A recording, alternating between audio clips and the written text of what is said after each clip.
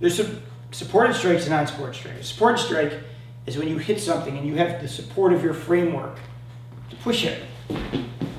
An unsupported strike is anything where there's a space where you can't support yourself. So whether it's a back fist or a chop or anything like that, forearms, anything you hit could potentially bend, and they're not push strikes. They're not something you hit or push someone away. They're whip strikes. They hit and they're done. And you want that energy to go in, and you should be on to the next motion, like that. Where people struggle with these is two things. Is people do them like this, which is just all muscle, and they don't add circles into it. So when you do this, you want to understand there's a circle to this, like this. So every time you throw this strike, it shouldn't be straight like this. This is muscle. You want this out of your elbows. It creates that whip over the top. Number two, a lot of people, what they do is they come in and they go like this, and then they muscle like this. If you are going to make these work, it's really important that you load your weight, and your hand has to come and match your mass. So when this hits, both of these should land at the same time. My mass and my hand should drive. Anytime I throw an unsupported strike, my mass and my hands should come in at the same time. It's very important you practice it that way. It's not enough to come in like this and go like this.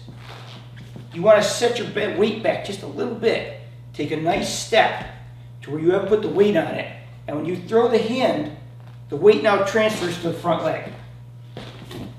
Like that. So instead of sitting here like this and muscling techniques, you want to learn how to burst, spring. That way when you come in, you have this nice quick motion, but all your weight is going with it too.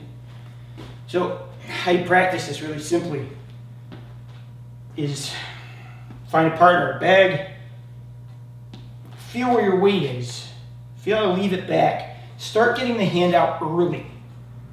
When that's about to make contact, you transfer weight. So I'm here, and I transfer weight. That's so important. If you don't connect this to this, they're very weak. And with this particular shot, because you don't have that structure behind it to drive, you really need that weight behind this to drive this in and actually make that effective. So many guys I know that throw these are slappies, like they hit, but they have no real effect.